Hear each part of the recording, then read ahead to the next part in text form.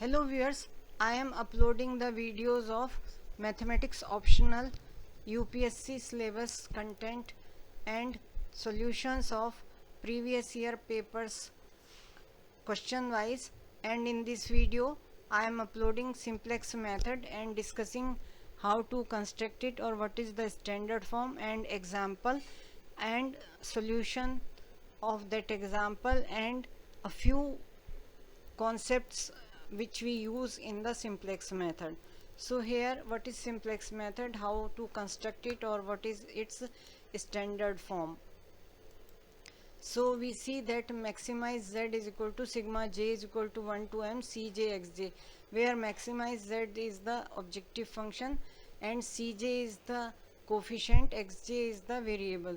So these are the variables xj's. We can write down it in matrix form cx, and subject to the constraints, these are the conditions on or constraints on the problem, which can be written in the mathematical form as sigma j is equal to 1 to n aij xj less than equal to bi. Bi is right side of the constraints, aij are the coefficients and xj are the variables. I takes values from 1 to 3 up to m. We can write down in matrix form ax less than equal to b, xj are greater than equal to 0, the variables are positive, j takes values from 1 to 3 up to n, x is greater than equal to 0. So this is our standard form. Two standard forms we have written.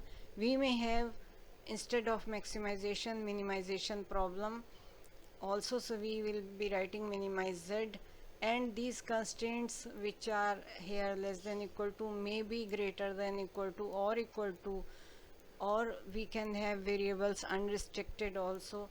So according to the problem we will be using the method and solving the problem. So in the next slide we will see one example, then we will write down that example in standard form and we'll solve that example.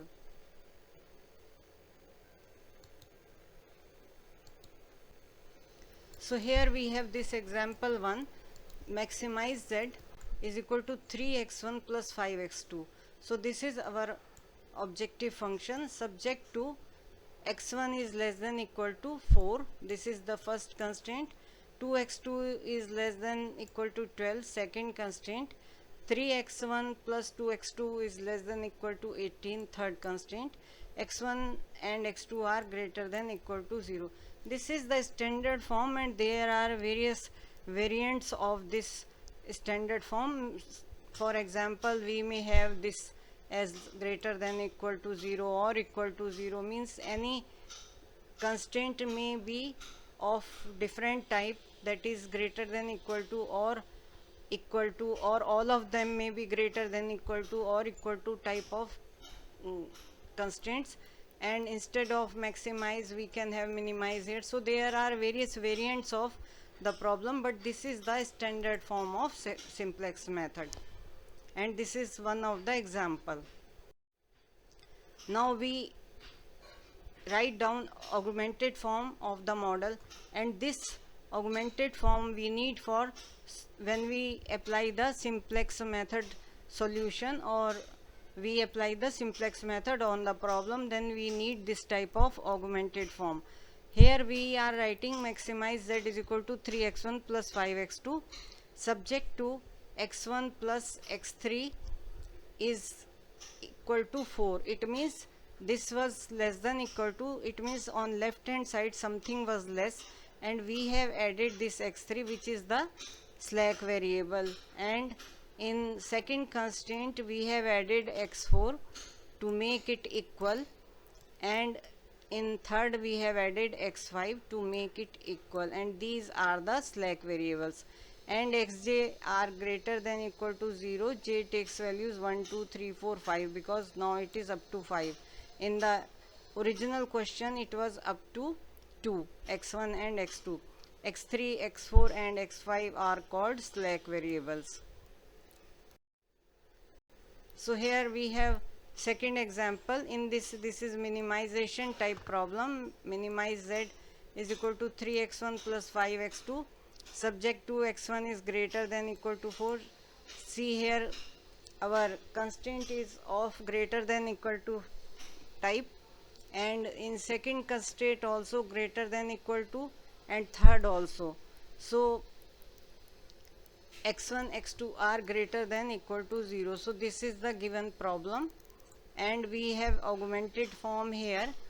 Minimize z is equal to 3x1 plus 5x2 subject to x1 minus x3, because something greater was there on left hand side.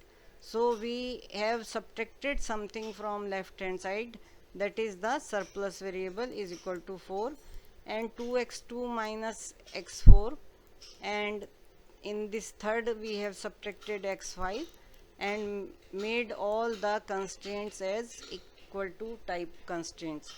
Xj are greater than equal to 0 for j is equal to 1 2 3 4 5. So x3 x4 x5 are called surplus variables.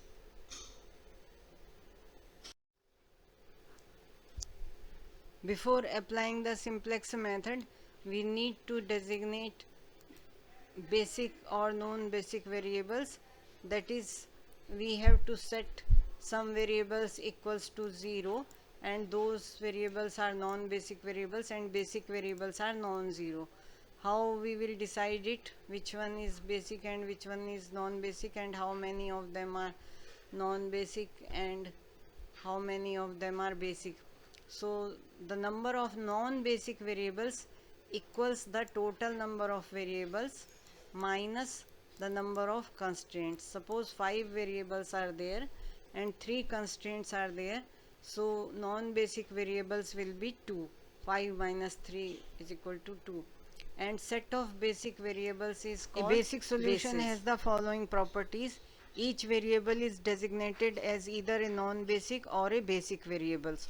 So if there are 5 variables, so a few of them will be basic and few of them will be non-basic, but total will be 5 as basic and non-basic. Number of basic variables equals the number of functional constraints. So suppose there are 3 constraints, we have 3 basic variables.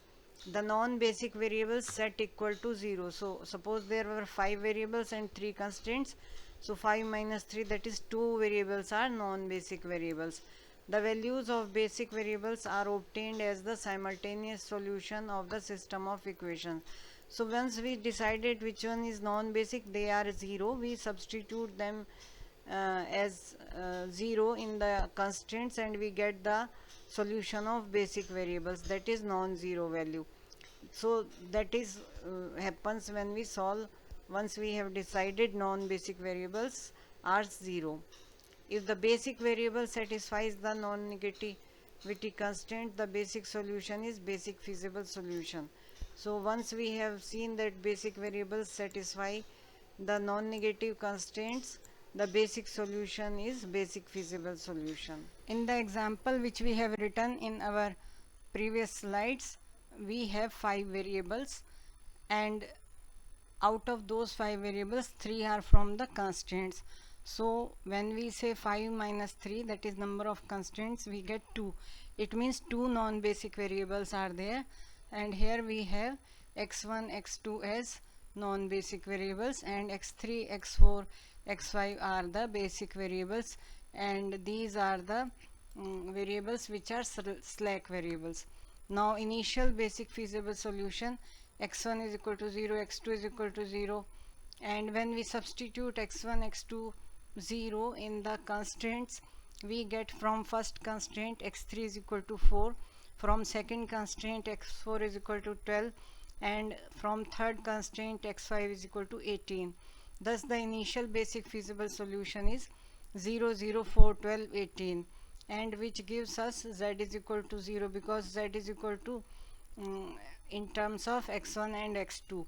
So we have which is maximization problem, and maximization z is equal to 0, and that is of course not optimal solution. So we will apply now simplex method to get the now we write down solution. The objective function and constraints in the equation form, that is the standard form. So our objective function equation is that we take all the terms on left hand side, and it says that z minus 3x1 minus 5x2 is equal to 0. We can write down here plus 0x3 plus 0x4 plus 0x5 also, because when we will writing the table we will be writing the coefficients of that x3 x4 x5 which are 0. So now constraints are x1 plus x3 is equal to 4, 2x2 plus x4 is equal to 12, 3x1 plus 2x2 plus x5 is equal to 18. So we have written our problem in standard equation form now, and from here we will write down the table, and let's see what is the starting table. So this is the our tabular form. Here we write down the basic variables. Z, as we said, x3 x4 x5 are the basic variables, x1 x2 are the non-basic variables. So in Z row we write down x1 x2 x3 x4 x5, and this is the right hand side which is solution also. So we can write down here solution, and here we have coefficients of the equations, objective function as well as of constraints. So we have equation Z row, there we have coefficient of Z is 1, coefficient of x1 is minus 3, coefficient of x2 is minus 5, and coefficients of x3 x4 x5 are 0 0, and right hand side is 0. So we have written here number of equations 0 1 2 3, these are the number of equations. Now we go to x3, that is first constraint, and we write down the coefficients of first constraint. So we have 0, there is no z in first constraint, so coefficient is 0. Coefficient of x1 is 1, x2 is 0, x3 is 1, x4 is 0, and x5 is 0, right hand side is 4. So similarly we can write down the coefficients of x4 and x5. Once we have got this table, we will be starting our calculation, and because it is a maximization problem, we will check which one is the most negative in Z row, most negative element in Z row. So we will make that entering variable, and that column will become pivot column, and then we will find out ratio to decide which one is the leaving variable. So let's see in next table. So we got x2 is the variable which is having most negative value minus 5, and this becomes our entering variable. Now this column is our pivot column, and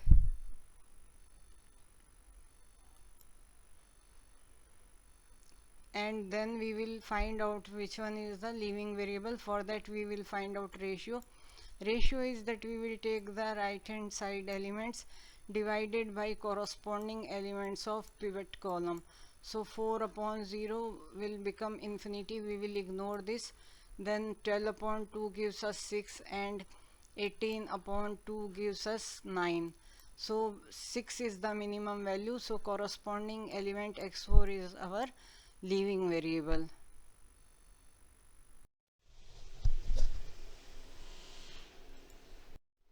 Once we have decided which one is the pivot element, pivot row, leaving variable and entering variable, we do further calculations, and we see x4 has left and x2 has entered. Now we will divide the pivot row, that is we call that current pivot row, which was the row of previous table, by the pivot element, and we get this new pivot row, and these are the elements of new pivot row, and with the help of these elements we will be calculating new Z row, new x3 row and new x5 row.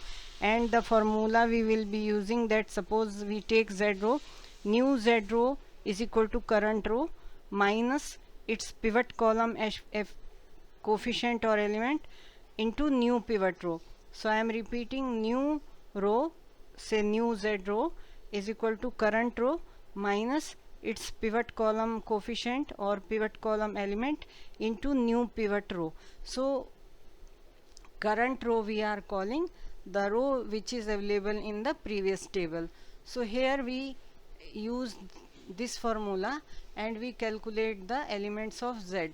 Say let's calculate these two coefficient by using the formula, and then we will know what we are doing. So the current row element is -3 minus its pivot column coefficient. Its pivot column coefficient was here, which was -5 in the previous table, into new pivot row. Into new pivot row is 0. So we get -3 -5 into 0. We get -3. Now here when we calculate this element, earlier it was -5. So current row is -5 minus into its pivot column coefficient, that is -5. So minus minus becomes +5 into 1, that is the pivot row element, new pivot row element. So this is the new pivot row element here, and I am repeating -5 minus -5 into 1 gives us 0. Similarly we calculate here, it was 0 earlier in the previous table, so 0 minus -5, which was the pivot column coefficient, into 1 by 2. So it gives us +5 by 2. Similarly we do all the calculations for x3 as well as for x5 and get this table. X2 and here we see which one is the most negative. Again, because it is a maximization problem, we see it is most negative here, and this becomes our entering variable, and this is our pivot column here, and we find out the ratio, and ratio gives us 4/1 is 4 and 6/3 is equal to 2, which is minimum. So xy becomes leaving variable, and this row is our we won't take Z element, we will take this row. This row becomes our pivot row, and this column is pivot column, and this element is pivot element. So what will we do? We will divide this row by 3 and we will get new pivot row, and with the help of that new pivot row we will calculate these x2, x3 and z, and x5 will be replaced by x1 in the next table. So let's see what is the new pivot row, and by using the same formula which we did in the previous slide, we will calculate the coefficients of z, x3 and x2 row. So here we got these elements after dividing by pivot element, and with the help of these elements we calculate z, x3 and x2. So again we will be using the same formula, that new pivot row is current pivot row divided by pivot element, which we got here. And for say z row, we say new z row is equal to current row. Current row is available in the previous table minus its pivot column coefficient, that is also available in the previous table, into new pivot row element will be here, the corresponding element will be here. So let's see, this is -3. What happens to -3 when we apply the formula? So -3, this is the current row, minus its pivot column coefficient, this is the pivot column, because x1 was the entering. So -3 minus -3 into pivot row, that is 1. So this becomes -3 plus 3, and which gives us 0. So in next table we will see this becomes 0. And similarly if we apply on this, it is 1 minus -3 into 0 gives us 1 only, and here under x2 it was 0.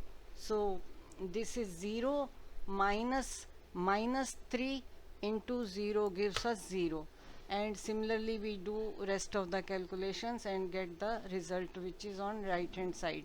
So let's see what happens, or what are the elements in the next table. Now we see that our Z row is having either positive or 0 elements, means there is no negative element in the Z row. So we have obtained our optimal solution, and value of Z, that is maximum Z, is equal to 36, value of x3 is 2, value of x2 is 6, value of x1 is 2, and we obtained our solution. Suppose we have a minimization problem, then there is only one change, that in the Z row we will be checking the most positive element instead of most negative element, and when we get all elements negative in Z row, we reach to our optimal solution. This is one method. Second method is that we can convert our minimization problem into maximization problem by using the formula that maximize Z is equal to minus min bracket minus Z, and that gives us the value of minimum Z.